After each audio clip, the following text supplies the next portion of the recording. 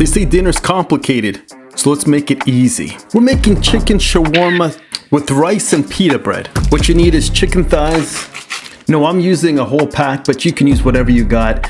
Now go ahead and put some oil on there. Now I'm using shawarma spice. Now if you can't find this, I'll link all of the ingredients on how to make it from scratch. Go ahead and put it in your fridge to marinate and take it out in an hour.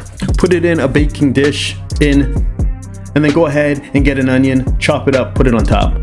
Peppers, chop it up, put it on top, and then put it in your oven at 425 for about 25 minutes until it's fully cooked. Now go ahead and get your pan out. We're gonna do some Egyptian style rice. Put your rice in with some oil. We're gonna get it golden brown and then add some water, 2 parts water, and then go ahead and finish it off. Now let's make some pita bread. Now if I'm moving way too fast, the recipes will be all in the description. Yeah, okay, so now go ahead, make a circle, kind of thin it all out, and then go ahead and put it in a frying pan with a little bit of oil on medium-high heat. And we're almost done.